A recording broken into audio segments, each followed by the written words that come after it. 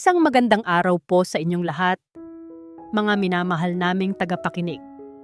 Handa na ba ang inyong mga puso para sa isang kwentong susubok sa inyong pananaw tungkol sa pag-ibig at pagtataksil? Sabi nila, ang pinakamasakit na sugat ay hindi nakikita ng mata dahil ito'y nagmumula sa mga taong pinagkatiwalaan natin ng buong buo. Paano kung ang mismong pag-ibig na bumuo sa iyong mundo ang siya ring wawasak dito sa paraang hindi mo kailanman inakala? Halina't pakinggan natin ang unang kabanata ng kwentong ito, ang halik ng kamatayan. Biglang huminto ang sasakyan sa gilid ng isang madilim at mapanganib na talampas. Ang malakas na buhos ng ulan ay walang tigil na humahampas sa salamin, at ang bawat kidlat na gumuguhit sa kalangitan ay nagpapakita ng mababangis na alon na humahampas sa paanan ng bangin sa ibaba. Napahawak si Amihan Sarmiento sa kanyang sinapupunan. 4 na buwan na niyang dinadala ang simbolo ng pagmamahalan nila ng kanyang asawang si Dante Imperial. Ngunit sa sandaling iyon, hindi pagmamahal ang kanyang nararamdaman, kundi isang nanunuot na takot. Dante, anong ginagawa natin dito? Basag ang kanyang boses. Delikado ang daan. Bakit tayo huminto? Hindi lumingon si Dante. Ang mga mata nito ay nakatuon sa kadiliman sa labas, ngunit para bang may ibang mundo itong tinitingnan. Dito nagtatapos ang lahat, Amihan, sabi nito sa isang boses na kasing lamig ng hangin sa labas. Walang emosyon, walang init. Anong ibig mong sabihin? Nanginginig na tanong ni Amihan. Kahit pa nagsisimula ng kumabog ng malakas ang kanyang dibdib sa isang katotohanang ayaw niyang tanggapin. Sa wakas ay lumingon ito sa kanya. Ang gwapong mukha na minahal niya ng buong puso ay parang maskarang walang buhay. Tapos na tayo, Amihan, simpleng sabi nito. Hindi na kita mahal. Ang bawat salita ay parang punyal na bumaon sa kanyang puso. Hindi yan totoo. Pakiusap niya, habang sunod-sunod na tumutulo ang kanyang mga luha. Nagbibiro ka lang, di ba? Dante, mahal? May problema ba? Pag-usapan natin. Ngumisi si Dante, isang ngising hindi umabot sa kanyang mga mata. Walang dapat pag-usapan. Ang lahat ng ito, ang kasal natin, ang pagmamahal ko, lahat yon kasama sa plano. Ang kailangan ko lang ay ang yaman mo, ang kumpanya mo. At ngayon, nakuha ko na ang lahat. Bumukas ang pinto sa gilid ni Dante at lumabas ito sa gitna ng malakas na ulan. Sumunod itong binuksan ang pinto ni Amihan at walang seremonyang hinila siya palabas. Dante! Uwag! Sigaw ni Amihan, habang kinakaladkad siya nito palapit sa dulo ng bangin. Ang putik at madulas na lupa ay nagpapahirap sa kanyang bawat hakbang. Maawa ka! Buntis ako, Dante! Anak natin to! Itinulak siya ni Dante kaya't napaluhod siya sa putikan. Ilang pulgada na lang mula sa bingit ng kamatayan. Umangat ang tingin niya sa lalaking minsan niyang pinangarap, makasama habang buhay, at nakita niya roon ang isang halimaw. Anak? Ulit ni Dante na may halong pang-uyam. Isa lang yang pagkakamali. Isang hadlang sa mga plano ko. At sa pagtama ng isang matalim na kidlat, isang anino ang lumitaw mula sa likod ng sasakyan. Isang pamilyar na anino. Ang anino ng babaeng itinuring niyang kapatid. Luningning. Halos pabulong na, sabi ni Amihan, hindi makapaniwala sa kanyang nakikita. Ang kanyang pinsan, ang kanyang matalik na kaibigan, ay nakatayo sa tabi ni Dante, payapa, na para bang nanonood lang ng isang palabas. Ang mga mata nito ay puno ng tagumpay at matagal nang itinatagong inggit. Ang sakit ng katotohanan ay mas matindi pa sa lamig ng ulan. Ang 2 taong pinakamamahal niya, ang 2 taong pinagkatiwalaan niya ng kanyang buhay, ang siya palang maglalagay sa kanya sa hukay. Yumuko si Dante. Ang muka nito'y ilang pulgada na lang mula sa kanya. Sa isang iglap, nawala ang lamig sa mga mata nito at napalitan ng isang bagay na mas nakakatakot, awa. Isang mapanlinlang na awa. Dahan-dahan nitong inalis ang ilang hibla ng basang buhok na dumidikit sa kanyang mukha. Patawad, bulong nito na parang isang hangin lang ang nakarinig. At pagkatapos, ginawa nito ang isang bagay na tuluyang dumurog sa natitirang pag-asa sa puso ni Amihan. Dahan-dahan nitong idinampi ang mga labi nito sa kanyang noo. Isang halik na malamig. Isang halik na lasang abo. Isang halik ng pamamaalam. Paalam, mahal ko. Pagkatapos ng mga salitang iyon, naramdaman niya ang isang malakas na tulak sa kanyang dibdib. Nawalan ng balanse si Amihan. Ang huli niyang nakita ay ang mga mukha ni Dante at Luningning, na pinapanood siyang mahulog sa kadiliman. Ang sigaw niya ay nilamon ng ugong ng hangin at dagundong ng mga alon. Habang bumabagsak siya, isang bagay lang ang nasa isip niya. Ang kamay niya ay humahaplos pa rin sa kanyang sinapupunan. Isang huling pagtatangka na protektahan ang buhay sa loob niya. Ang pagbagsak sa nagyayelong tubig ay biglaan at marahas. Nilamon siya ng dagat, hinihila siya pababa, pababa, pababa. Ang hangin ay naubos sa kanyang mga baga. Ang liwanag mula sa kidlat sa itaas ay unti-unting naglaho. Ang anak ko. At pagkatapos nilamon na siya ng tuluyan ng kadiliman. Ang umaga pagkatapos ng bagyo ay laging may dalang kakaibang katahimikan. Para kay Sinag de Leon, ang katahimikang iyon ay isang wika na matagal na niyang nauunawaan. Iyon ang wika ng dagat na nagpapahinga. Ang wika ng kalikasang nagsusuri sa sarili nitong pinsala. Dahan-dahan siyang lumabas mula sa kanyang maliit na kubo na nakatayo sa isang bahagi ng baybayin na tila kubli sa mata ng mundo. Ang amoy ng basang lupa at maalat na hangin ang unang sumalubong sa kanya. Ang buhangin ay puno ng mga nagkalat na sanga, mga dahon ng niyog, at iba pang mga bagay na inanod ng malalakas na alon kagabi. Sinuri niya ang kanyang maliit na bangkang demotor. Mabuti na lang at naitali niya ito ng mahigpit. Bukod sa ilang gasgas, mukhang buo pa naman ito. Habang naglalakad siya sa dalampasigan, pinupulot ang ilang piraso ng kahoy na maaari pa niyang pakinabangan. Isang kulay ang kumuha ng kanyang atensyon. Sa gitna ng kulay kape at berdeng mga basura mula sa dagat, may isang guhit ng kulay maroon. Hindi ito sanga. Hindi ito dahon. Dahan-dahan siyang lumapit at habang papalapit siya, unti-unting nabubuo ang isang imahe na nagpatigil sa kanyang paghinga. Isang babae. Nakasubsob ito sa buhangin. Ang mamahalin nitong bestida ay punit-punit at basa, kumakapit sa kanyang katawan. Ang mahaba at maitim nitong buhok ay nakakalat na parang itim na seaweed sa kanyang paligid. Mabilis na tumakbo si Sinag. Lumuhod siya sa tabi nito at maingat na inihiga ito ng patihaya.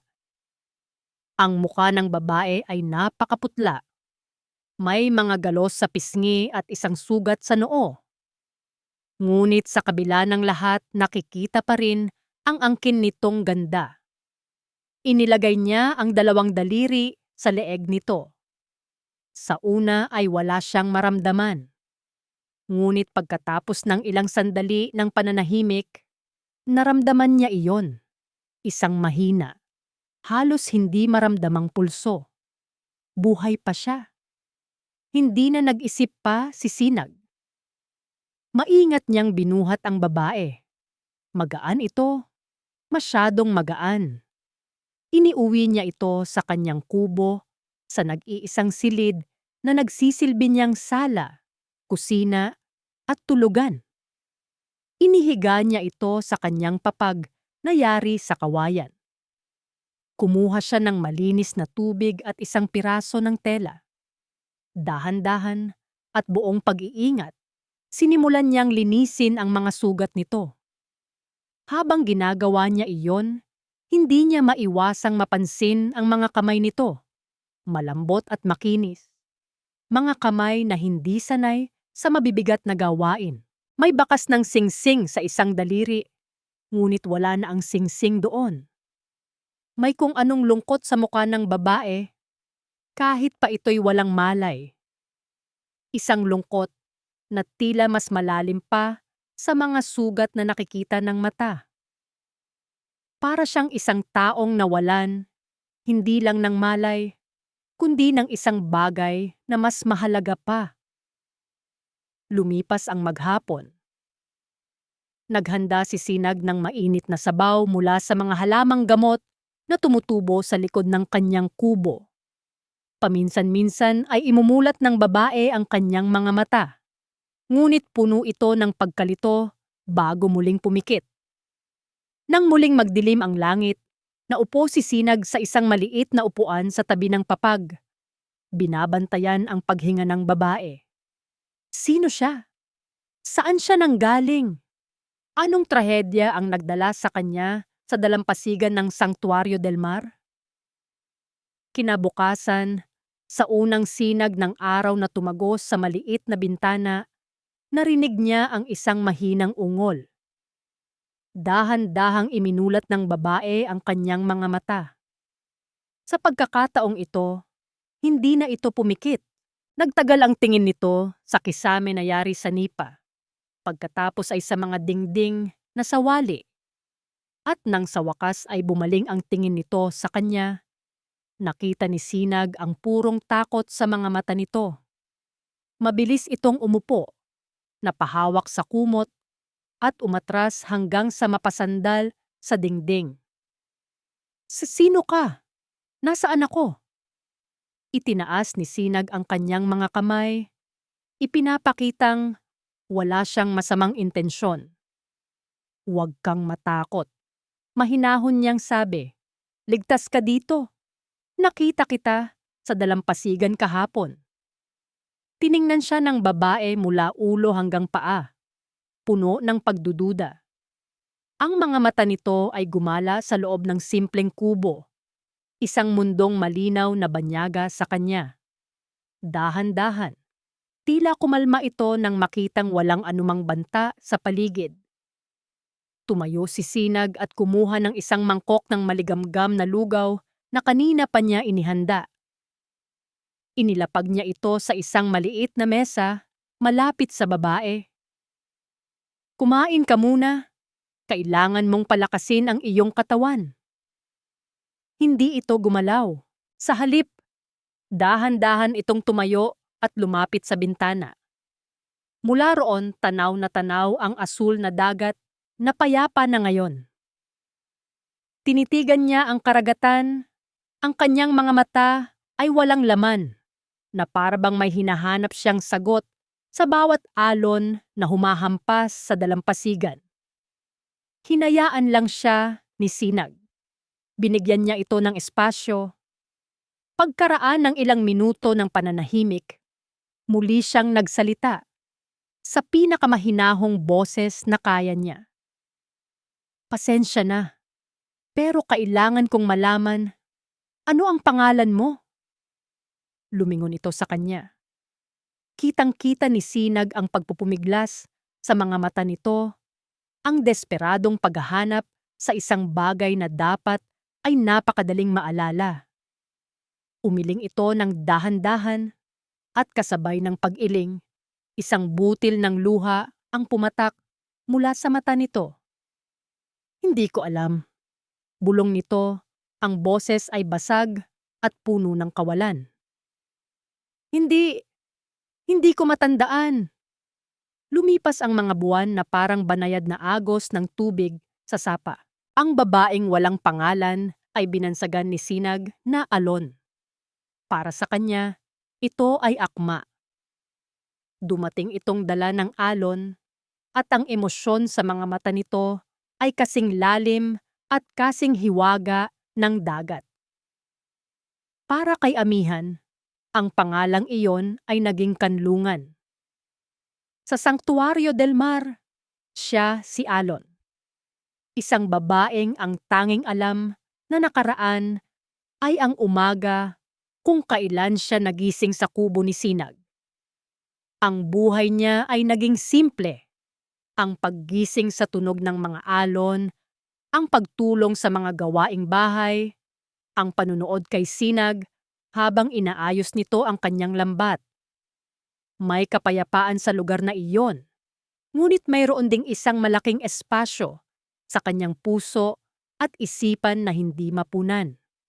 Gabi-gabi, sinusubukan niyang pilitin ang sarili na may maalala, ngunit isang makapal na hamog lamang ang kanyang natatanaw. Isang hamog na puno ng takot. Isang hapon, habang naglalakad siya sa dalampasigan, isang bangka ang dumaong hindi kalayuan sa kubo. May bumabang isang babaeng nasa katanghalian na ang edad, may dignidad sa bawat kilos, ngunit may bakas ng matinding pag-aalala sa kanyang mga mata. Nagpatuloy lang sa paglalakad si Amihan, iniisip na isa lamang itong dayo. Ngunit nang magtama ang kanilang mga mata, biglang huminto ang babae. Ang pag-aalala sa mukha nito ay napalitan ng pagkabigla at pagkatapos ay ng luhang biglang bumalong sa mga mata nito. Ah, Amihan? Halos pabulong na tawag nito. Diyos ko! Amihan! Napatigil si Amihan. Ang pangalang iyon, pamilyar. Nagdulot ito ng kakaibang kaba sa kanyang dibdib. Dahan-dahang lumapit ang babae, bawat hakbang ay puno ng pag-aalinlangan, na para bang takot itong baka siya ay isang ilusyon lang na maglalaho. Sino po kayo? Tanong ni Amihan.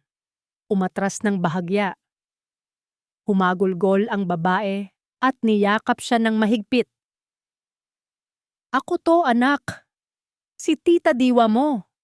Sa yakap na yon, may naramdaman si Amihan.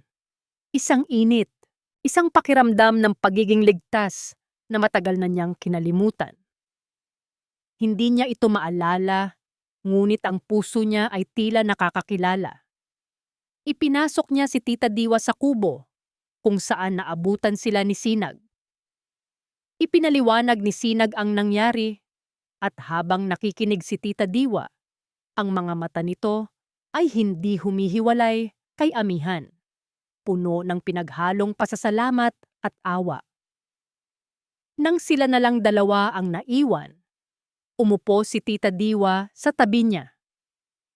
May kinuha itong isang maliit na album mula sa dala nitong bag. Amihan, malumanay nitong sabi, alam kong nalilito ka, pero nandito ako para tulungan kang maalala. Binuklat nito ang album. Ang mga unang larawan ay mga larawan ng isang masayang sanggol, isang batang babae na may malaking laso sa buhok. Walang anumang pumitik sa kanyang alaala. Ngunit nang ituro ni Tita Diwa ang isang partikular na larawan, biglang nanikip ang dibdib ni Amihan. Iyon ay isang litrato ng kasal. Siya nakasuot ng puting bestida, nakangiti ng napakatamis sa tabi ng isang napakagwapong lalaki na nakasuot ng barong. Sino siya? Tanong ni amihan. Ang daliri ay nanginginig habang itinuturo ang lalaki sa larawan. Isang matalim na sakit ang biglang kumirot sa kanyang ulo. Isang imahe, isang ngiti, isang halik ang dumaan sa kanyang isipan na parang kidlat, ngunit kasing bilis din itong nawala. Nakita ni Tita Diwa ang pagbabago sa kanyang ekspresyon. Siya si Dante. Sagot nito. Ang boses ay maingat at puno ng pait. Ang asawa mo. Asawa. Ang salitang iyon ay umaling-awngaw sa loob ng kanyang isipan. At ito, sabi pa ni Tita Diwa, habang binubuklat ang isa pang pahina kung saan may larawan ng dalawang batang babae na masayang magkaakbay. Si Luningning, ang pinsan mo, Dante, Luningning. Ang mga pangalan ay parang mga susi na pilit binubuksan ang isang kinakalawang na kandado sa kanyang isipan. At sa bawat pagpilit, sumasabay ang matinding sakit. Napapikit siya ng mariin. Hindi na kita mahal. Isang boses. Malamig. Matalim. Para kang anino. Isang tingin. Puno ng inggit. Paalam. Mahal ko. Isang halik. Isang tulak. Ah! Napasigaw si amihan. Napahawak sa kanyang ulo habang ang mga nag-uumpugang imahe ay sumasabog sa kanyang isipan. Ang ulan, ang biyente, ang takot, ang pagbagsak. Amihan anak, anong nangyayari sa'yo? Nag-aalalang tanong ni Tita Diwa. Hinahawakan siya sa mga braso. Ngunit ang pinakamasakit na alaala ay hindi pa buo. May kulang. Isang pakiramdam ng pagkawala na mas matindi pa sa sakit ng pagtataksil. Ang kamay niya ay kagyat na napahawak sa kanyang tiyan. Ang anak ko, bulong niya habang nakatingin kay Tita Diwa. Ang mga mata ay puno ng pagmamakaawa para sa isang sagot. May dinadala ako. Nasaan siya? Ang mukha ni Tita Diwa ay gumuho. Ang mga luhang kanina pa nito, pinipigilan ay tuluyan ng bumagsak.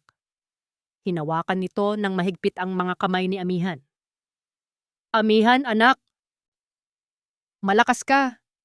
Kailangan mong maging matatag. Tita, nasaan ang anak ko? Sigaw niya. Ang boses ay nagiging desperado. Umiling si Tita Diwa. At sa simpleng kilos na iyon, gumuho ang mundo ni amihan sa pangalawang pagkakataon. Sa lakas ng pagkabagsak mo, hindi niya kinaya. Wala na siya, amihan. Wala na ang anghel mo. Katahimikan. Isang katahimikan na mas maingay pa sa sigaw ng bagyo. At pagkatapos bumalik ang lahat. Hindi na pira-piraso. Isang buong-buong agos ng alaala na walang awang lumunod sa kanya. Ang pag-amin ni Dante sa loob ng kotse. Ang pagkikita nila ni Luningning sa gilid ng bangin. Ang bawat salita ng panloloko. Ang lamig ng kanyang halik. Ang puwersa ng kanyang tulak. Ang pagbagsak niya sa kadiliman habang yakap-yakap ang sinapupunang pinagkakaitan ng kinabukasan. Ang sakit ay hindi mailarawan. Ang pagkawala ng anak na sinabayan ng alaala ng pinakamatinding pagtataksil ay isang laso na gumapang sa bawat ugat ng kanyang katauhan. Humagulgol siya, isang iyak na nagmumula sa kaibuturan ng kanyang kaluluwa. Isang iyak para sa buhay na kinuha sa kanya. at para sa pag-ibig na pumatay sa kanya. Niyakap siya ni Tita Diwa. Hinahayaan siyang ilabas ang lahat ng sakit, ang lahat ng pait. Nang gabing iyon, hindi siya natulog. Naupo siya sa dalampasigan, sa ilalim ng buwang saksi sa kanyang pagkabuhay muli. Ang amihan na mahina at mapagtiwala ay namatay na kasama ng kanyang anak. Ang babaeng tinawag na Alon ay inanod na rin pabalik sa dagat. Ang natira na lang ay ang apoy. Isang apoy na isinilang mula sa abo ng kanyang nawasak na puso. Isang apoy ng galit. Nang lumapit si Tita Diwa, hindi na luha ang nakita nito sa mga mata ni amihan. Nakita nito ang isang determinasyon na kasing tigas ng mga bato sa kanilang paanan. "Tapos na akong umiyak, tita," sabi ni amihan. Ang boses ay kalmado, ngunit may nakatagong bagsik. Nakatingin siya sa madilim na karagatan, na para bang kinakausap ang mga multo ng kanyang nakaraan. "Hindi sila mananalo. Babawiin ko ang lahat ng kinuha nila sa akin. At sisiguraduhin kong mararanasan nila ang impyernong ibinigay nila sa akin. 100 beses pa." Lumingon siya sa kanyang tiya, at sa liwanag ng buwan, nakita ni Tita Diwa ang isang bagong babae. Hindi na si amihan. Hindi na si Alon. Isang estranghero na may mga matang nagliliyab sa iisang layunin. "Tulungan mo ako, tita," sabi niya. Ang bawat salita ay isang panunumpa. "Papatayin ko sila. Papatayin ko sila sa paraan na pagsisisihan nila na isinilang sila." 5 taon. Sa loob ng 5 taon, kayang maghilom ng mga sugat, kayang magbago ng agos ng ilog, at kayang mamatay ng isang pagkatao para bigyang daan ang isa pa. Sa ika-40 palapag ng isa sa pinakamatayog na gusali sa puso ng Makati, ang pangalan sa pinto ay hindi na Amihan Sarmiento. Nakaukit doon sa makintab na salamin at bakal ang isang pangalang nagsisimula nang maghasik ng takot at paghanga sa mundo ng korporasyon. Malaya Rivas. Sa loob ng boardroom, ang hangin ay halos pwedeng hiwain sa tensyon. Ang mga miyembro ng board ng Del Fuego Realty, puro mga veteranong negosyante na sanay sa mga laban, ay hindi mapakali sa kanilang mga upuan. Lahat sila ay nakatingin sa babaeng nakaupo sa kabisera ng mesa. Nakasuot si Malaya ng isang itim na pantsuit na tila hinulma sa kanyang katawan. Ang kanyang buhok ay nakatali sa isang masikip at eleganteng bun na lalong nagpapatingkad sa talim ng kanyang panga at sa lamig ng kanyang mga mata. Walang alahas, maliban sa isang simpleng relo na mas mukhang sandata kaysa palamuti. "In summary, ladies and gentlemen," nagsalita si Malaya. Ang boses niya ay kalmado, ngunit may bigat na nagpatahimik sa buong silid.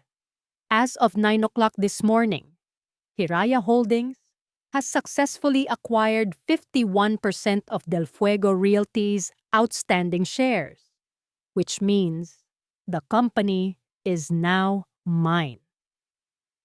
Isang matandang lalaki ang tumayo. "This is an outrage. Isang hostile takeover. Hindi kami papayag." Hindi man lang kumurap si Malaya. Dahan-dahan niyang kinuha ang kanyang pluma at pinaglaruan ito sa kanyang mga daliri. "With all due respect, Mr. Gonzaga, your consent is no longer required. It is a done deal." Ang kanyang pagiging direkta, ang kanyang walang emosyong pagharap sa kanila, ang mas lalong nagpatakot sa lahat. Ito ay hindi isang negosasyon. Ito ay isang paghahayag. Ang reyna ay nakarating na. at lahat sila ay mga tauhan na lamang sa kanyang chessboard. Samantala, sa kabilang bahagi ng syudad, sa marangyang opisina ng Imperial Corporation, isang sigaw ang umaling-aungaw. Sino? Hinagis ni Dante Imperial ang isang folder ng mga papeles sa kanyang mamahaling mesa. Nagkalat ang mga ito sa sahig. Sino ang Malaya Rivas na to? Saan siya nanggaling?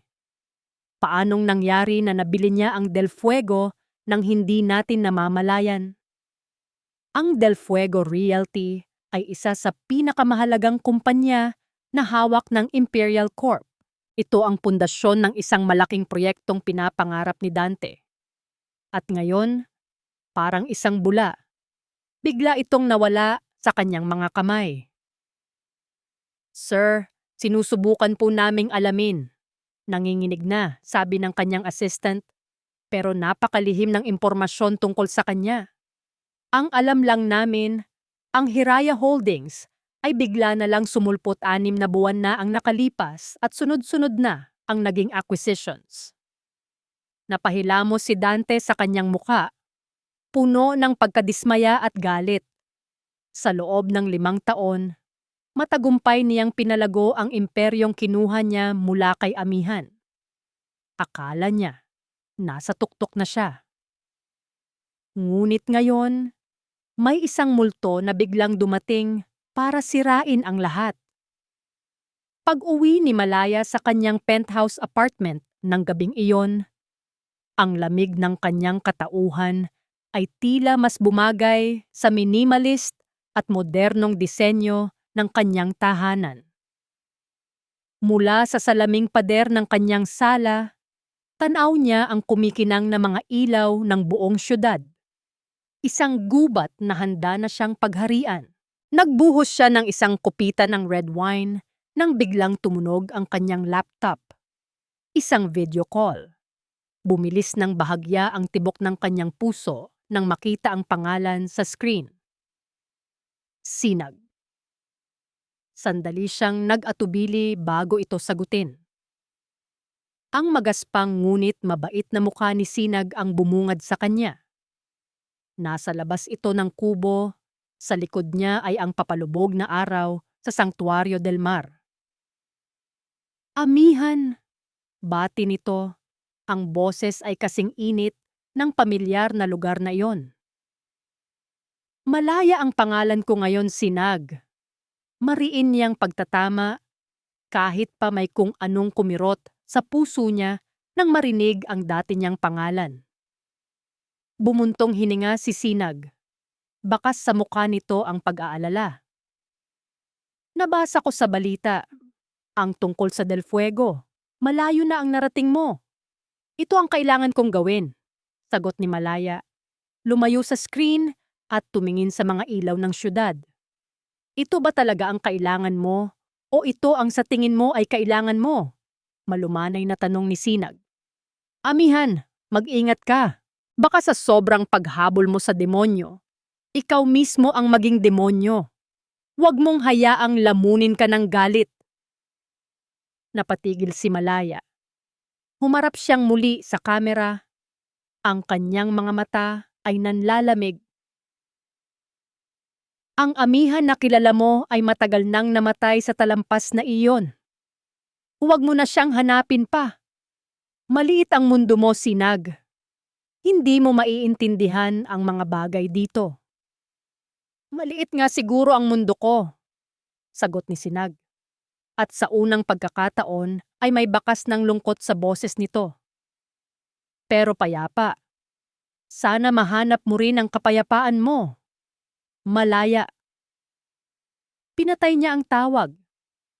Naiwan si Malaya sa katahimikan.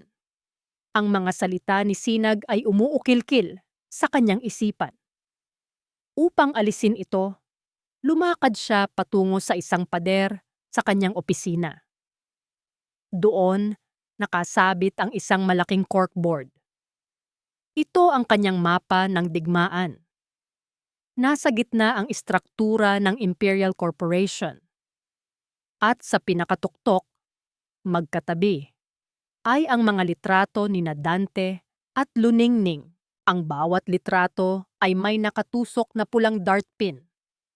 Kinuha niya ang kopita ng wine at dahan-dahang lumapit sa pader. Tinitigan niya ang nakangiting mukha ni Dante sa litrato, ang parehong ngiti na naniwalaan niya noon. Iniangat niya ang kanyang daliri at marahang hinaplos ang papel. "Nagsisimula pa lang ako, Dante," bulong niya sa hangin. "Luluhod ka rin sa harapan ko, tulad ng pagpapaluhod mo sa akin noon." Biglang tumunog ang notifikasyon sa kanyang tablet na nasa mesa. Isang email. Kinuha niya ito at binasa. "You are cordially invited to the annual San Agustin Charity Gala. Guests of honor, Mr. Dante Imperial and Miss Luningning Reyes." Isang mabagal at mapanganib na ngiti ang sumilay sa mga labi ni Malaya Rivas. Itinaas niya ang kanyang kopita, na para bang nakikipagtagay sa dalawang litrato sa pader.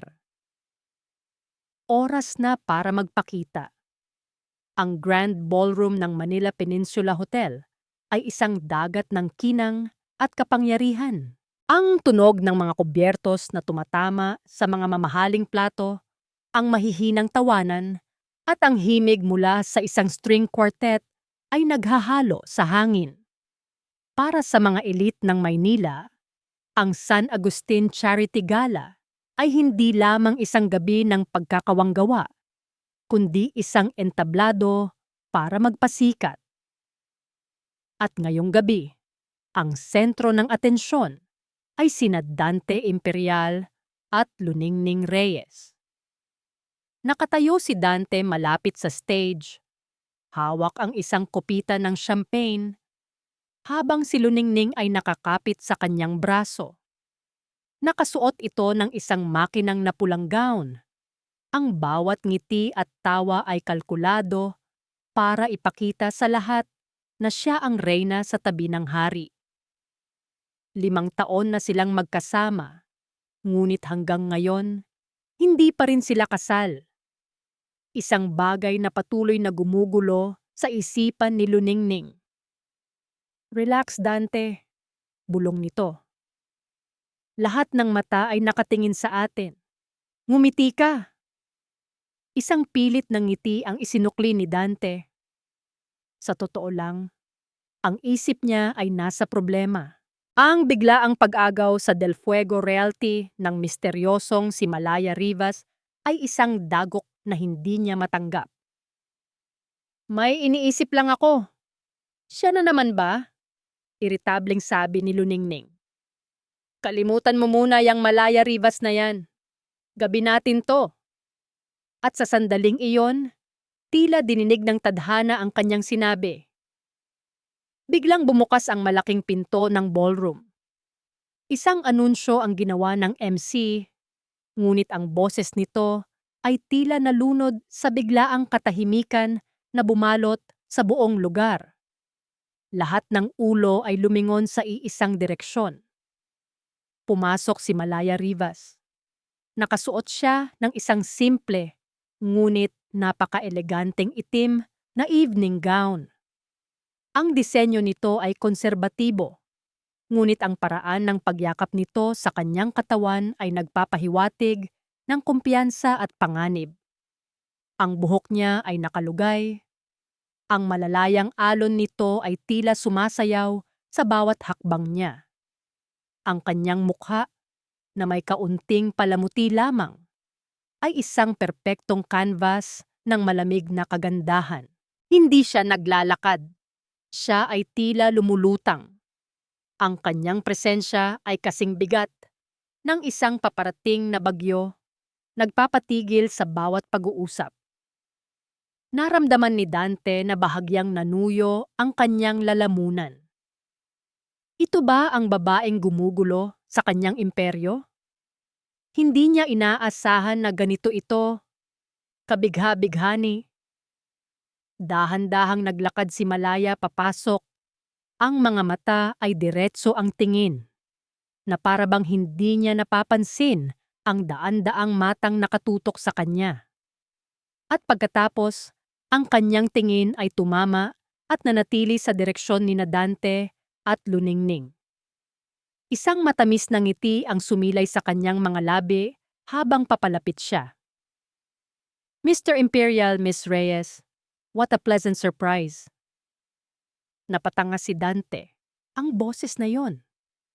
Mayroon itong kakaibang himig, isang pamilyar na lambing na nakatago sa ilalim ng malamig na tono. Si Luningning ang unang nakabawi.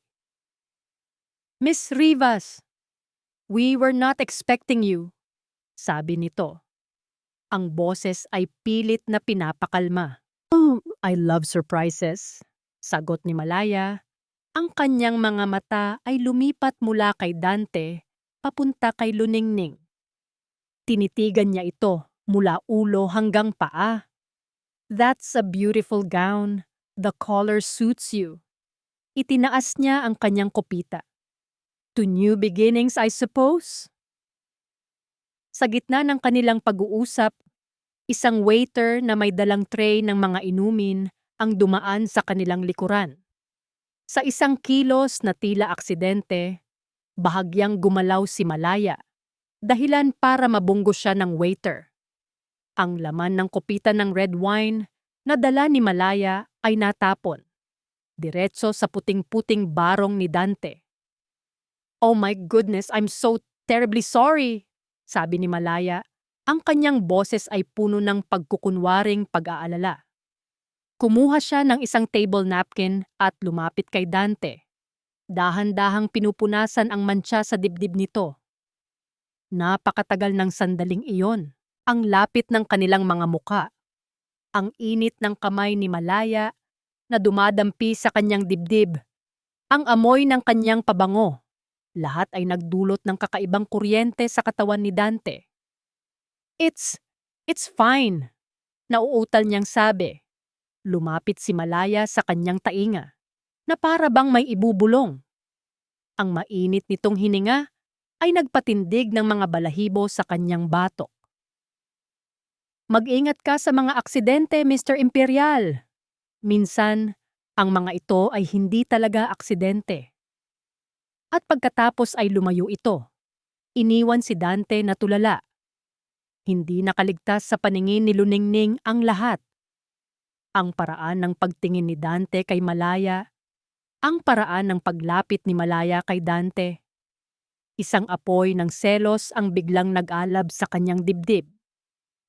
Nang magsimula ang sayawan, hindi na nagulat si Luningning nang iwan siya ni Dante sa kanilang mesa at nilapitan si Malaya. May I have this dance? Alok ni Dante. Tinanggap ni Malaya ang kanyang kamay. Habang sumasayaw sila sa gitna ng sahig, ang kanilang mga katawan ay magkalapit. Sino ka ba talaga, Malaya Rivas? Tanong ni Dante. Ang mga mata ay pilit na naghahanap ng sagot sa mga mata ng kaharap. Ngumiti lamang si Malaya. Ako ang hinaharap, Dante. At kung minsan, ako rin ang nakaraan na pilit mong tinatakbuhan. Your face, your voice, parang pamilyar ka, pagpapatuloy ni Dante. Marahil ay nagkita na tayo sa isang panaginip, sagot ni Malaya. Ang boses ay mapang-akit. O marahil sa isang bangungot.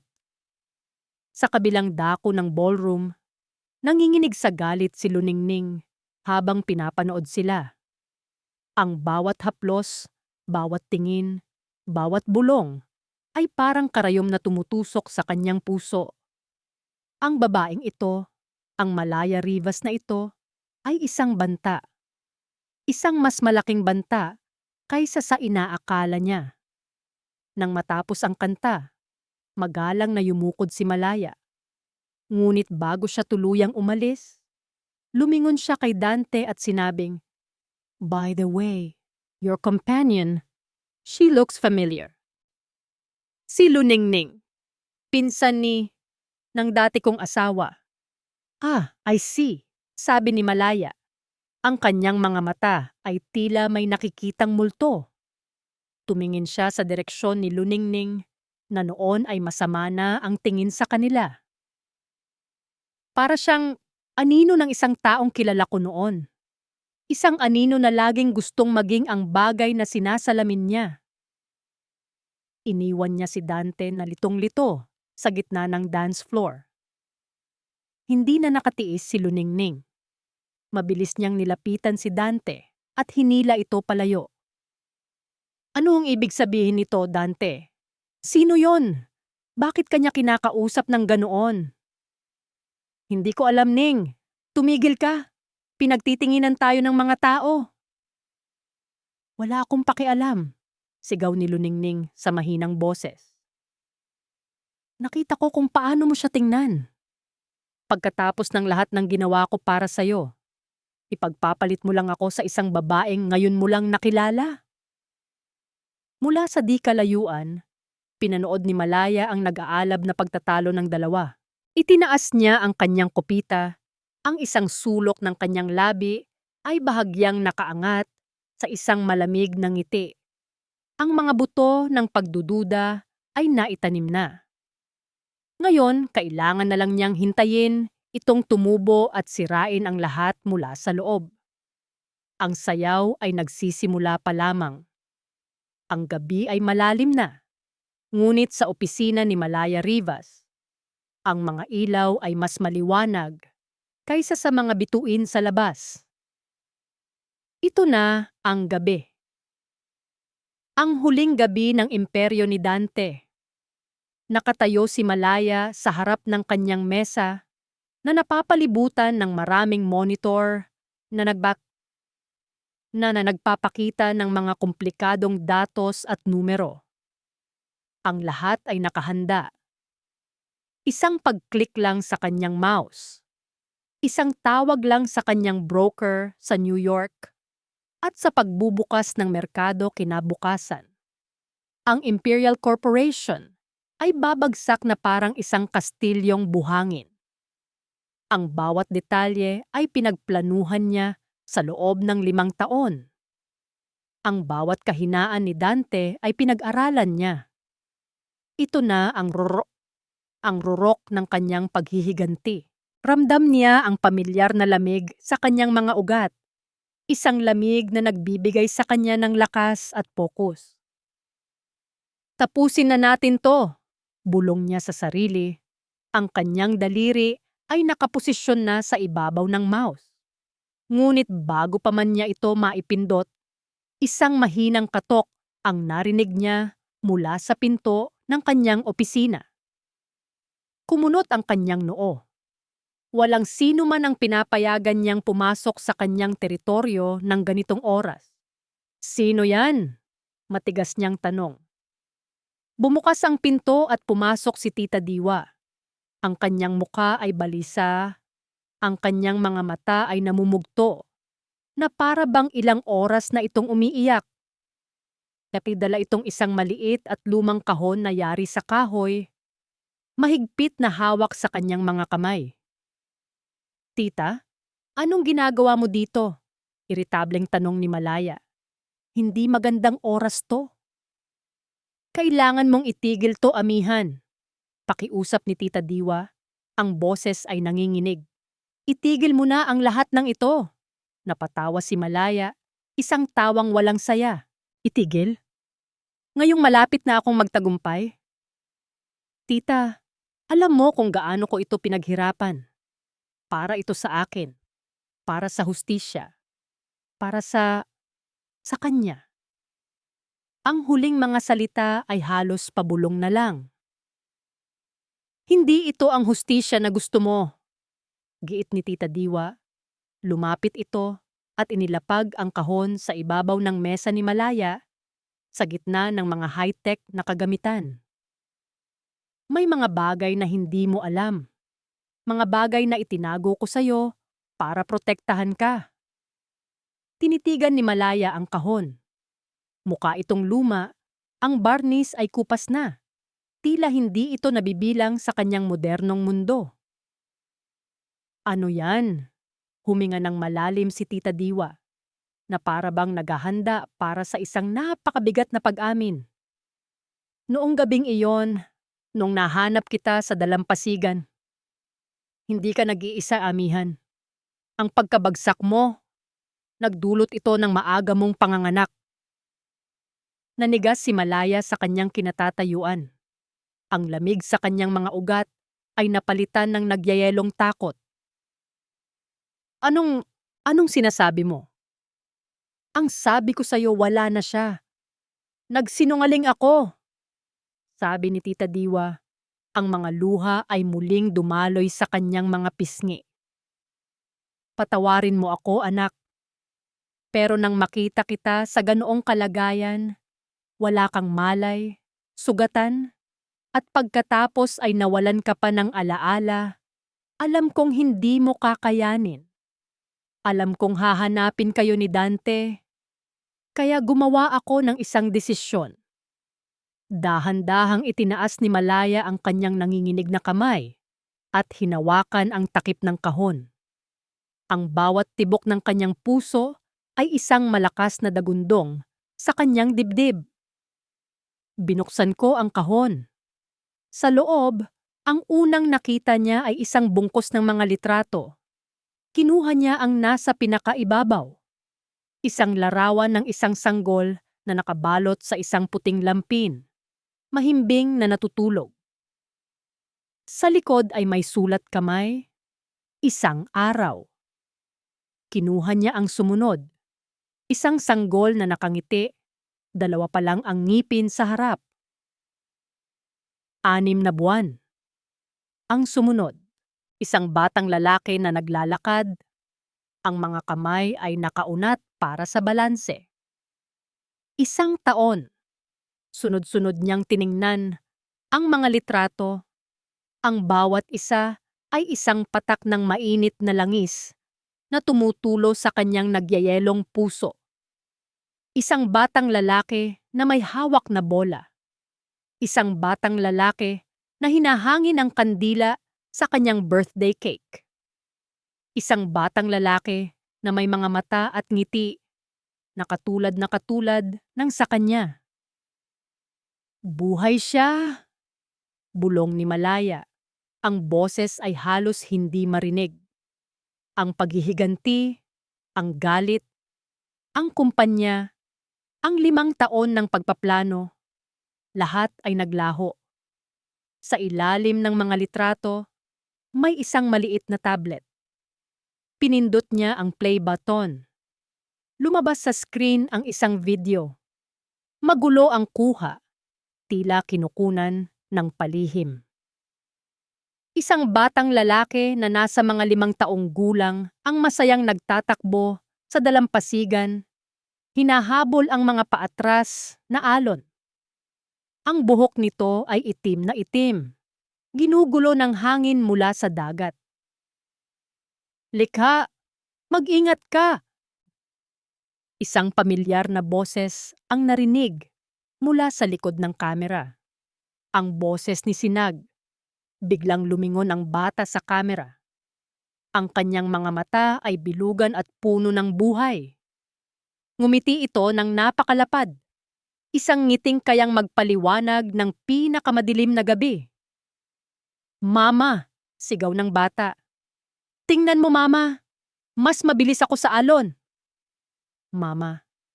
Ang salitang iyon ay tumama kay Malaya na parang isang bala. Ang tablet ay nahulog mula sa kanyang nanginginig na mga kamay at lumagabog sa sahig. Napaluhod siya. Ang lakas ay tuluyang nawala sa kanyang mga tuhod. Ang batang iyon, ang anak niya. Buhay.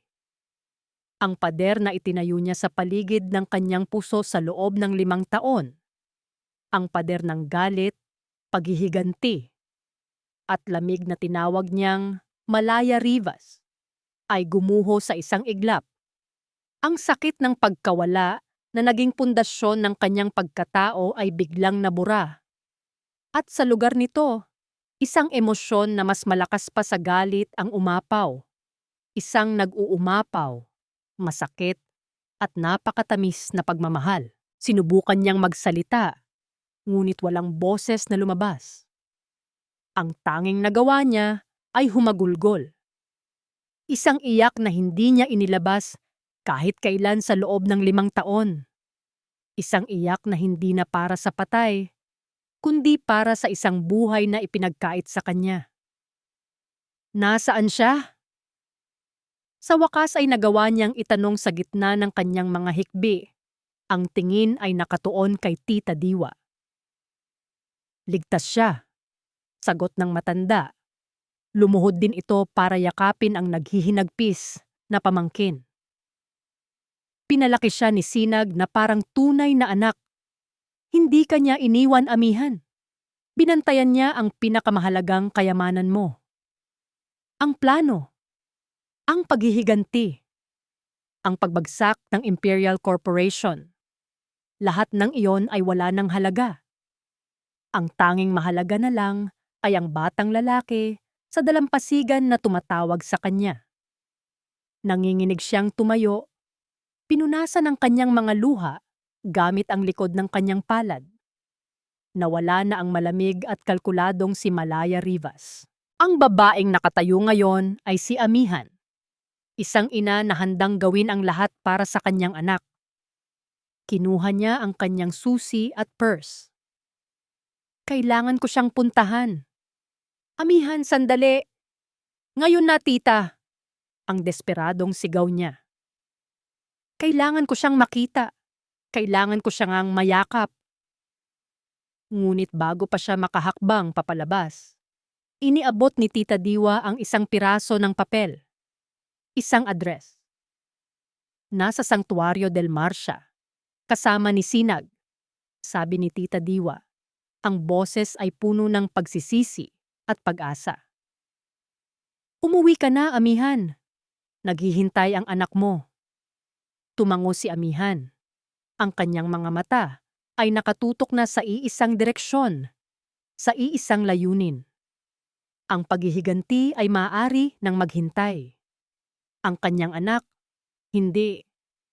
Ang buong penthouse unit ni Malaya Rivas ay nababalot sa isang nakabibinging katahimikan. Ang mga monitor na kanina lang ay nagpapakita ng kanyang daan patungo sa tagumpay ay ngayoy mga itim na salamin na lamang.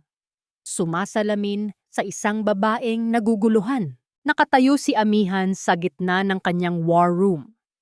Sa isang kamay, hawak niya ang litrato ng kanyang anak. Isang imahe ng purong saya at inosente. Sa kabilang dako, sa pader, ay naroon pa rin ang kanyang mapa ng paghihiganti. Ang mga mukha ni na Dante at Luningning na tila nang uuyam sa kanya. Ang dalawang bagay na ito, pagmamahal at pagkamuhi, ay naglalaban sa loob niya.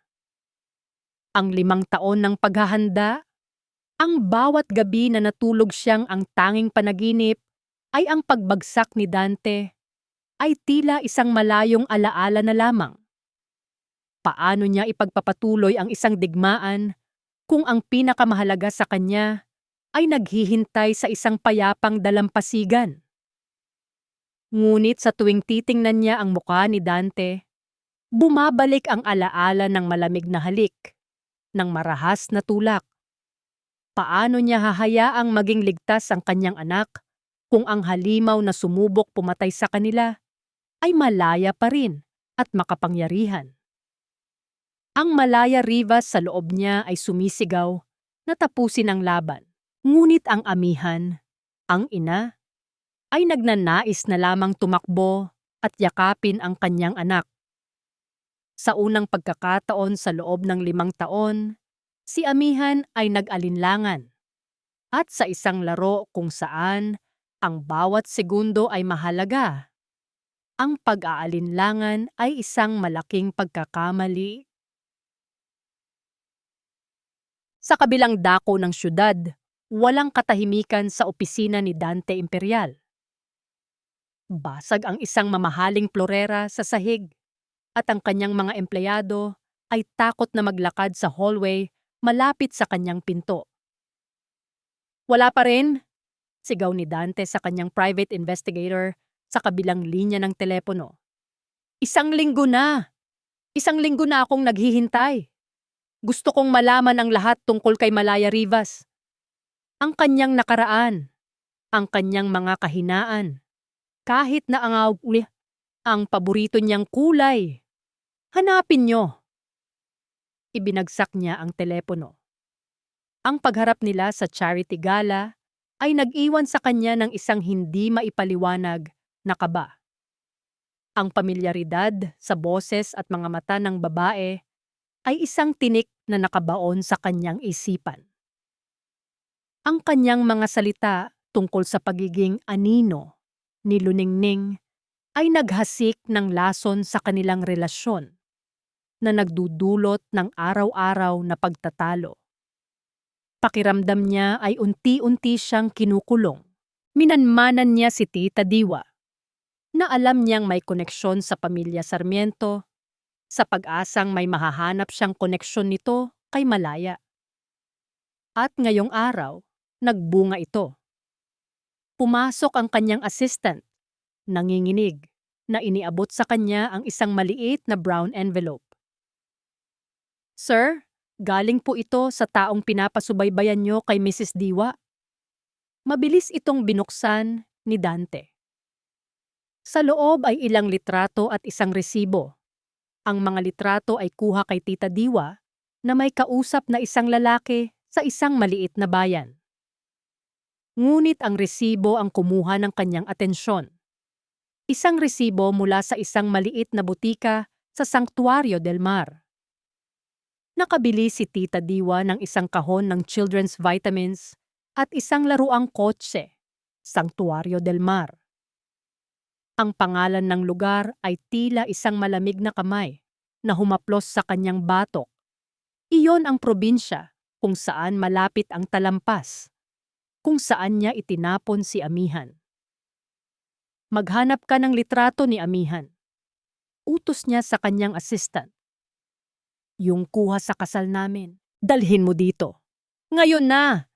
Ilang saglit pa, inilatag ng assistant ang kanilang 8x10 wedding portrait sa kanyang mesa.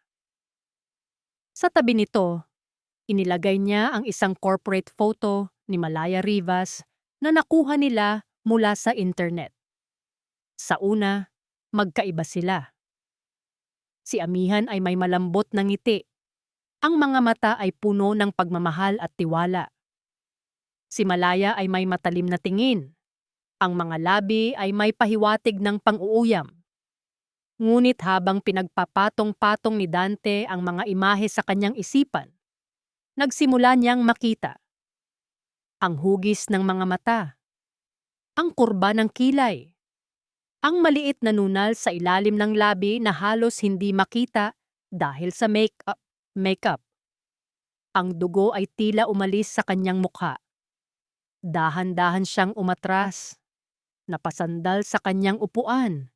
Hindi makapaniwala. Imposible. Bulong niya. Patay na siya. Ako mismo. At sa sandaling iyon, tumunog ang kanyang personal na telepono. Ang private investigator. Sir, may nalaman na po kami. Sabi ng boses sa kabilang linya. Sinundan namin ang financial trail ni Diwa. Mayroon siyang regular na buwanang padala sa isang lalaki sa Sanctuario del Mar. Ang pangalan, Sinag de Leon. Para saan ang pera? Tanong ni Dante, ang puso ay kumakarera na. Nagkaroon ng sandaling katahimikan sa kabilang linya bago sumagot ang investigador. Ayon sa banknotes, sir, para sa child support. Child support, Sanctuario del Mar, Amihan. Ang 3 piraso ng palaisipan ay nagsama-sama sa isipan ni Dante, bumubuo ng isang imahe na napakakilabot, napakaimposible, na napasigaw siya sa galit at pagkabigla. Ang sigaw ay isang halo ng lahat, pagtataka, pagkamuhi, at ang matinding takot ng isang taong nalamang ang multo na kanyang pinatay ay hindi lang bumalik para maghiganti, kundi may dala pa itong buhay na katibayan ng kanyang krimen. Ang anak! Kalmado niyang kinuha ang kanyang telepono. Sa pamamagitan ng kanyang mga koneksyon, nakuha niya ang pribadong numero ni Malaya Rivas sa loob lamang ng ilang minuto. Sa kanyang penthouse, nagpasya na si Amihan. Dala-dala ang maliit na bag. Handa na siyang iwan ang lahat. Ang paghihiganti ay wala ng puwang. Ang tanging mahalaga ay ang kanyang anak. Ngunit bago pa siya makalabas ng pinto, tumunog ang kanyang telepono. Isang hindi rehistradong numero. Nag-atubili siya, ngunit sinagot din ito. Hello? Isang malamig at pamilyar na boses ang sumagot mula sa kabilang linya. Isang boses mula sa kanyang pinakamasamang bangungot. Kamusta, mahal kong asawa? Nanigas si Amihan. Ang bawat himaymay ng kanyang katawan ay napuno ng yelo. Alam ko na ang lahat. Patuloy ni Dante, ang boses ay kalmado ngunit puno ng nakatagong bagsik. At papunta na ako ngayon para kunin ang anak ko. Ang mga salita ni Dante ay parang lason na mabilis na kumalat sa buong sistema ni Amihan. Sa isang iglap, ang kanyang mundo ay gumuho sa purong takot. Si Malaya Rivas, ang reyna ng yelo, ay ganap na naglaho. Ang natira ay si Amihan. Isang ina na ang kaisa-isang anak ay nasa bingit ng panganib. Huwag! Ang tanging salitang lumabas sa kanyang bibig. Isang sigaw na puno ng desperasyon. Huwag mong sasaktan ang anak ko, Dante. Pakiusap! Isang malamig na tawa ang narinig niya mula sa kabilang linya. Bakit ko naman siya sasaktan? Anak ko rin siya, hindi ba? Oras na para makilala niya ang tunay niyang ama, ang isang imperyal. Hayop ka! Mag-iingat ka sa mga salita mo, mahal. Baka makarating ako doon ng mas mabilis kaysa sayo. Pagbabanta ni Dante bago patayin ang tawag. Nabitawan ni Amihan ang telepono. Sa loob ng ilang segundo, hindi siya makagalaw, paralisado sa takot. Ngunit ang imahe ng kanyang anak na masayang nagtatakbo sa dalampasigan ay biglang pumasok sa kanyang isipan at iyon ang nagbigay sa kanya ng lakas. Mabilis niyang dinampot ang kanyang telepono at halos nanginginig na idinayal ang numero ni Sinag. Ang bawat ring ay parang isang martilyo na pumupukpok sa kanyang dibdib. Amihan? Sagot ni Sinag. Ang boses ay nag-aalala. Sinag! Makinig ka! Sigaw ni Amihan habang tumatakbo na palabas ng kanyang unit. Alam na ni Dante. Alam na niya ang lahat. Papunta na siya dyan para kunin si Likha. Isang sandali ng katahimikan ang sumunod. Walang tanong si Sinag kung paano o bakit. Ang tanging narinig ni Amihan ay ang determinasyon sa boses nito nang muli itong magsalita. Naintindihan ko. Huwag kang mag-alala.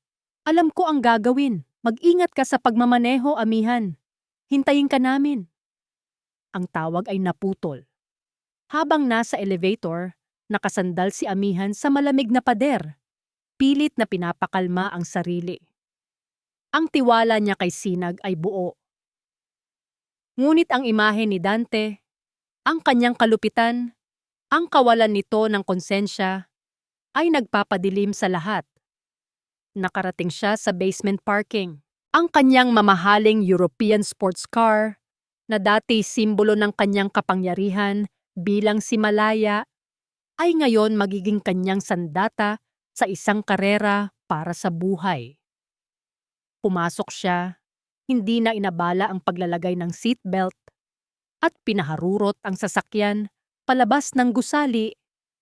Ang mga gulong ay umigik sa semento. Ang paglalakbay mula Makati patungong Sanctuario del Mar ay karaniwang inaabot ng 4 hanggang 5 oras. Ngayong gabi, kailangan niyang gawin iyon sa mas mabilis na panahon. Ang bawat pulang ilaw sa trapiko ay isang kaaway. Ang bawat mabagal na sasakyan sa kanyang harapan ay isang balakid.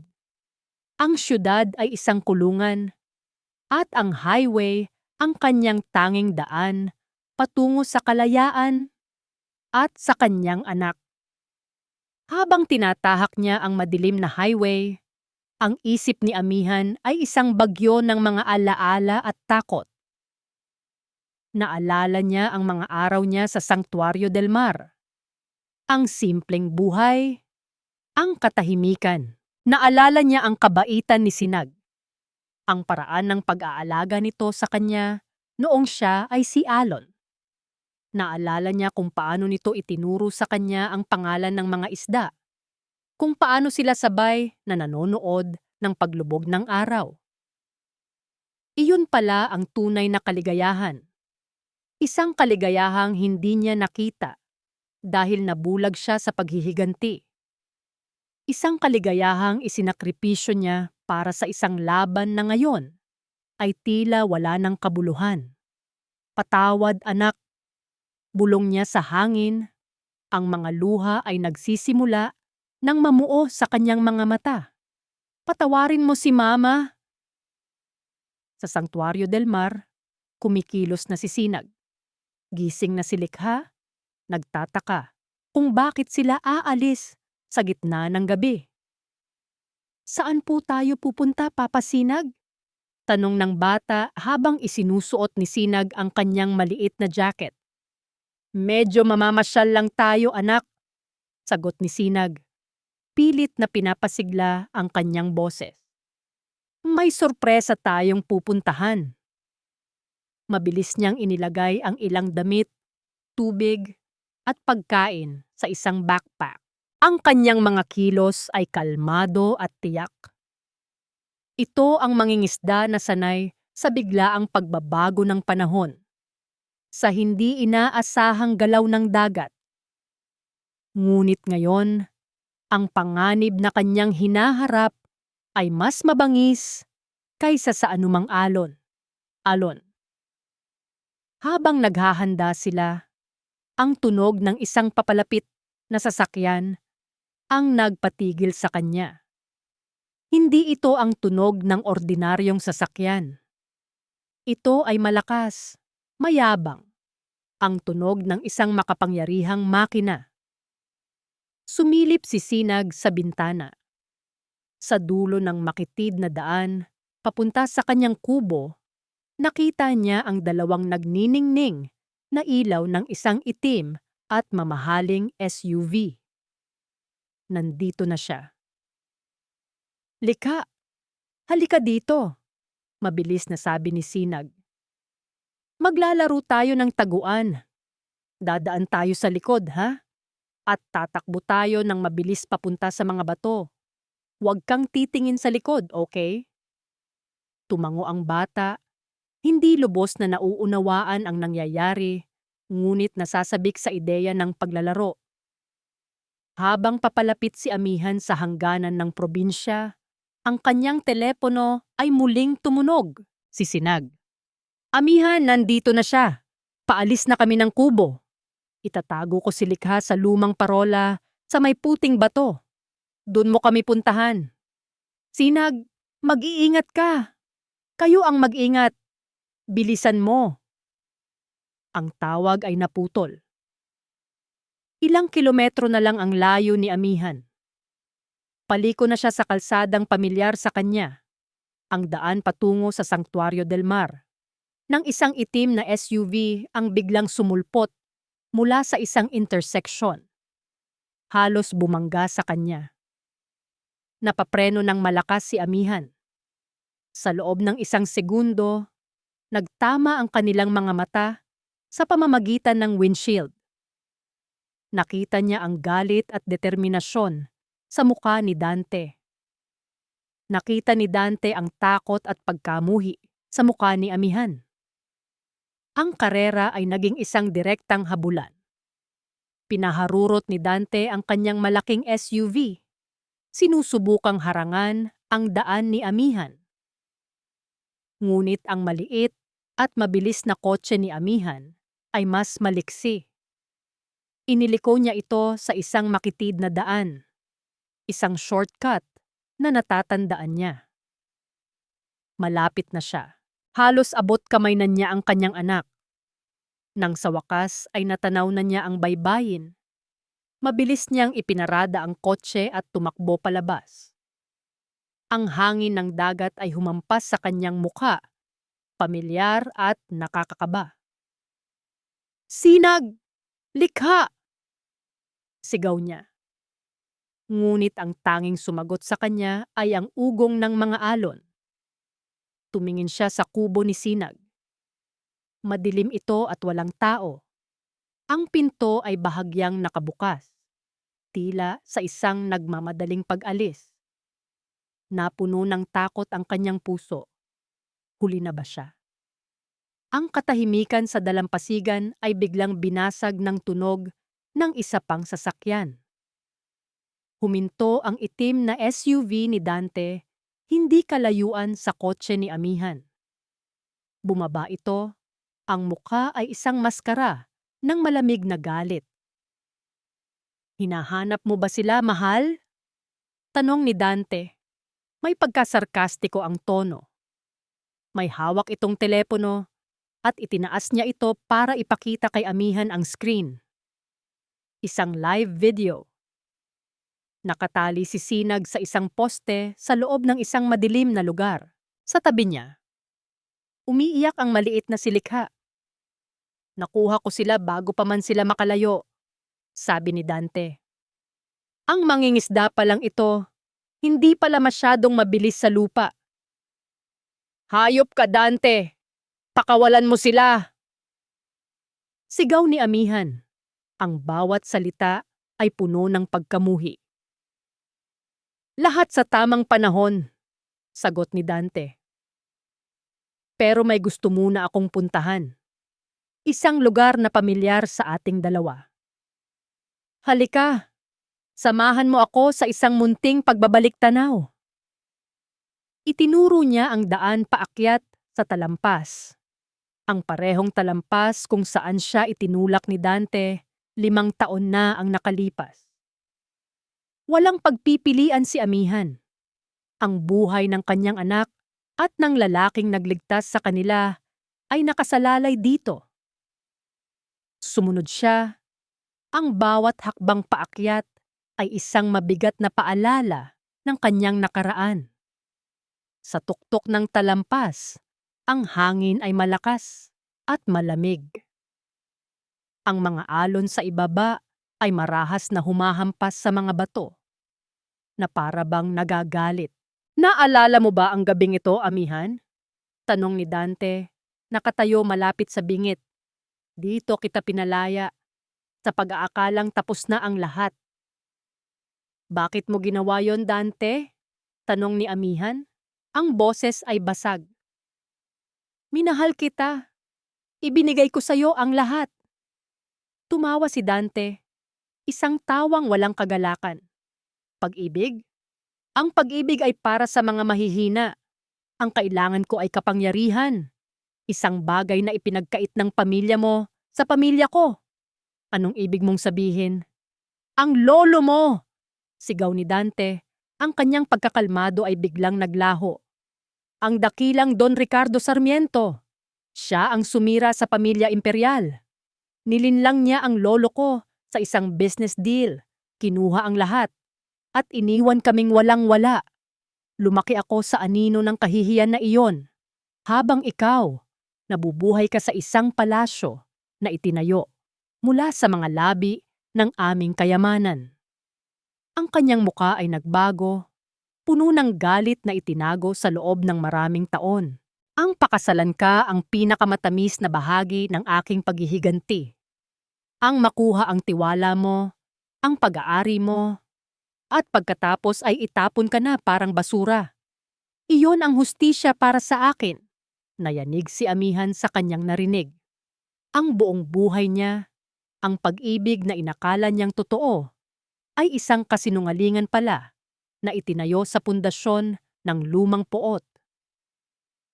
Kaya ngayon, tatapusin na natin to ng tama, sabi ni Dante, habang dahan-dahang lumalapit sa kanya. Ibibigay mo sa akin ang bata at mananahimik ka na habang buhay. Kung hindi, ano, isang matinis na boses ang biglang sumigaw mula sa kanilang likuran. Sabay silang napalingon. Nakatayo doon si Luningning. Ang kanyang magandang gown ay lukot-lukot. Ang kanyang muka ay basang-basa ng luha at galit. May hawak siyang isang maliit at makinang na bagay sa kanyang kamay. Isang patalim. Luningning? Gulat na tanong ni Dante. Anong ginagawa mo dito? Sinundan kita, sagot ni Luningning. Ang boses ay nanginginig sa matinding emosyon. Narinig ko ang lahat. Ang pag-uusap ninyo sa telepono. Ang anak ninyo ay buhay? Ang kanyang tingin ay lumipat kay Amihan, puno ng isang galit na mas malalim pa kaysa sa inggit. Ikaw, palagi na lang ikaw. Kahit sa hukay, bumabalik ka pa rin para agawin ang lahat sa akin. Ang yaman, ang pangalan. Pati si Dante. Tumigil ka na, Luningning, sigaw ni Dante. Wala kang alam. Wala akong alam? Tumawa si Luningning nang parang isang baliw. 5 taon, Dante. 5 taon akong naghintay. 5 taon akong naging anino mo. Akala ko, sa pagkawala niya, ako na ang pipiliin mo. Pero hindi. Kahit ang multo niya, mas mahal mo pa kaysa sa akin. Bigla siyang sumugod. Hindi papunta kay Amihan, kundi papunta kay Dante. Itinaas niya ang patalim. Kung hindi ka mapapa sa akin, walang magmamay-ari sa'yo. Nagulat si Dante. Umiwas siya, ngunit nahagip siya ni Luningning sa braso. Napaatras sila. Nag-aagawan sa patalim. Ang kanilang mga katawan ay mapanganib na malapit sa bingit ng talampas. Bitawan mo yan, Luningning! Nababaliw ka na! Sigaw ni Dante, sinusubukang agawin ng kutsilyo. Oh, nababaliw ako! Dahil sa'yo, sa kanilang paghahamok, nadulas si Luningning sa basang lupa. Sa kanyang pagbagsak, nahila niya si Dante. Pareho silang nawalan ng balanse. Napatakip ng bibig si Amihan sa kanyang nasaksihan. Sa isang iglap, ang 2 taong sumira sa kanyang buhay ay nasa bingit ng kamatayan, kinakain ng sarili nilang kasakiman at kabaliwan. Ang huling nakita niya ay ang mga mata ni Dante, puno ng takot, pagsisisi at pagkabigla, habang nahuhulog ito sa madilim na kalaliman, kasama ang babaeng naging anino niya hanggang sa kahuli-hulihang sandali. Isang malakas na sigaw ang narinig na mabilis na nilamon ng ugong ng mga alon. Pagkatapos, katahimikan. Nakatayo si Amihan, nanginginig, habang pinoproseso ang lahat. Ang paghihiganti na pinlano niya ng 5 taon ay natapos sa isang paraan na hindi niya kailanman inakala. Hindi ang kanyang mga plano, hindi ang kanyang yaman, kundi ang sarili nilang lason ang pumatay sa kanila. Ang tunog ng mga sirena ng pulis sa di kalayuan ang nagpabalik sa kanya sa kasalukuyan. At kasabay noon, ang pag-aalala para sa kanyang anak. Likha! Tinakbo niya ang madilim na daan pabalik. Ang kanyang puso ay puno ng panibagong takot at pag-asa. 1 taon. 1 taon mula nang lamunin ng dagat ang galit at paghihiganti sa talampas. 1 taon na ang nakalipas, ngunit ang katahimikan na dala nito ay parang isang bagong umaga na walang katapusan.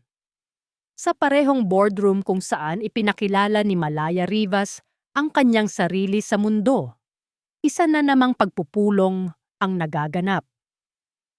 Ngunit ngayon, ang babaeng nakaupo sa kabisera ng mesa ay hindi na si Malaya. Siya ay si Amihan. Ang kanyang itim na kasuotan ay napalitan ng isang simpleng puting bestida. Ang lamig sa kanyang mga mata ay napalitan ng isang payapang ngiti. Sa harap niya ay isang bunton ng mga papeles. Ang huling mga dokumento na maglilipat ng lahat ng kapangyarihan ng Hiraya Holdings sa isang trust fund na ipinangalan niya sa mga biktima ng mga mapang-abusong korporasyon. Ang kanyang yaman, ang kanyang imperyo, isusuko na niya ang lahat. "Are you sure about this, Ma'am Sarmiento?" Tanong ng kanyang pinagkakatiwalaang abogado. "You worked so hard for this." Ngumiti si Amihan, isang ngiting umabot sa kanyang mga mata. "Pinaghirapan ko ito para sa maling mga dahilan," sagot niya. "Panahon na para gamitin ito sa tama." Walang pag-aalinlangan niyang pinirmahan ang huling papel. Sa pag-angat niya ng pluma, naramdaman niya ang isang bigat na tuluyang nawala sa kanyang mga balikat. Tapos na. Malaya na siya. Hindi bilang si Malaya Rivas na simbolo ng kapangyarihan, kundi bilang si Amihan, isang taong malaya mula sa nakaraan. Makalipas ang ilang linggo, sa maliit na kubo sa Sanctuario del Mar, abala si Amihan sa paghahanda ng tanghalian. Ang amoy ng sinaing at adobong manok ay humahalo sa maalat na hangin na pumapasok sa bintana. "Mukhang may bisita ka, mahal," sabi ni Sinag habang pumapasok, dala-dala ang isang basket ng bagong huling isda. Sa labas, papalapit si Tita Diwa. May dalang isang bayong ng mga prutas. Ang kanyang mukha ay mas magaan na ngayon. Wala na ang bigat ng mga lihim na dinala niya ng napakatagal. Naupo sila sa maliit na balkonahe, sa harap ng payapang dagat. "Masaya ako para sa iyo, anak," sabi ni Tita Diwa, habang pinapanood si Likha na masayang naglalaro sa buhangin. "Natagpuan mo na ang kapayapaan mo." "Dito lang pala ito matatagpuan, tita," sagot ni Amihan. Ang tingin ay nasa kanyang anak. "Sa lahat ng lugar na hinanap ko, sa yaman, sa kapangyarihan, narito lang pala sa tabi ng dagat." Sila Dante at Luningning. Nagsimulang magsalita si Tita Diwa, ngunit pinigilan siya ni Amihan. "Pinatawad ko na sila, tita," malumanay niyang sabi. "Hindi para sa kanila, kundi para sa sarili ko. Hanggat daladala ko ang galit, nakatali pa rin ako sa kanila. Ang pagpapatawad ang huling susi para tuluyan na akong makalaya." Nang hapong iyon, pagkaalis ni Tita Diwa, niyaya ni Sinag si Amihan na maglakad sa dalampasigan. Ang papalubog na araw ay nagpipinta ng kulay kahel at rosas sa kalangitan. Habang naglalakad sila ng magkahawak kamay, biglang huminto si Sinag at may dinampot sa buhanginan. Isang bagay na kumikinang sa huling sinag ng araw. "Amihan," sabi niya. Ang kanyang boses ay seryoso, ngunit puno ng lambing. Iniharap niya ito sa kanya. "Noong una kitang makita sa dalampasigang ito, para kang isang sirang shell. Maganda, ngunit basag at walang laman. Pero sa paglipas ng panahon, nakita kitang unti-unting nabubuo. Mas matatag, mas makinang." Dahan-dahan niyang binuksan ang kanyang palad. Sa loob nito ay hindi isang singsing na diamante, kundi isang perpektong voluta shell na may pambihirang mga guhit at kulay. Isang kayamanan ng dagat. Hindi ko kayang ibigay sa'yo ang mga palasyo o ang karangyaan na nakasanayan mo. Pagpapatuloy niya, ang mga mata ay nakatitig sa mga mata ni Amihan. Ang kaya ko lang ibigay sa'yo ay ang buong karagatan, ang bawat pagsikat at paglubog ng araw, at ang isang pag-ibig na kasing tapat ng paghampas ng alon sa dalampasigan. Lumuhod siya sa isang tuhod sa basang buhangin. Amihan Sarmiento, mahal ko, pakasalan mo ako. Ang mga luha na pumatak sa mga mata ni Amihan ay hindi na luha ng sakit, kundi luha ng purong kaligayahan. Tumango siya, hindi makapagsalita. Hinayaan niyang isuot ni Sinag ang shell sa kanyang daliri, kung saan ito ay perpektong lumapat. Ito ang pinakamagandang singsing sa buong mundo. Niyakap niya si Sinag ng mahigpit. Oo, Sinag. Oo. Mula sa di kalayuan, tumatakbong lumapit si Likha. Hawak-hawak ang isang maliit na balde. Mama, Papa, tulungan niyo po ako. Gagawa tayo ng pinakamalaking sandcastle sa buong mundo. Magkahawak kamay silang tatlo na naupo sa buhangin. Sa ilalim ng papalubog na araw, sinimulan nilang buuin ang kanilang kastilyo. Hindi ito isang kastilyo ng kapangyarihan o yaman, kundi isang kastilyo na gawa sa basang buhangin, tawanan, at pagmamahal. Habang pinagmamasdan ni Amihan ang dalawang pinakamahalagang lalaki sa kanyang buhay, si Sinag, ang kanyang naging sinag ng pag-asa, at si Likha, ang bunga ng kanyang nakaraan, at ang simbolo ng kanyang kinabukasan, naintindihan niya na ang lahat. Ito na ang kanyang tunay na yaman. Ito ang kanyang tunay na imperyo. Isang marahang hangin ang umihip mula sa dagat, isang hanging malamig at nagbibigay ginhawa. Ang hangin ng Amihan. Dinala nito ang halakhak ng kanyang anak, at sa puso niya, naramdaman niya ang isang kapayapaan na mas malalim pa sa karagatan. Wakas. At dito po nagtatapos ang kwento ni Amihan. Isang kwento ng pagbagsak, pagbangon, at paghahanap ng tunay na kahulugan ng kalayaan at pag-ibig. Ang aral na iniiwan sa atin ng kanyang paglalakbay ay simple ngunit makapangyarihan. Ang tunay na lakas ay hindi nasusukat sa kung paano tayo maghiganti, kundi sa kung paano tayo nagpapatawad at bumabangong muli.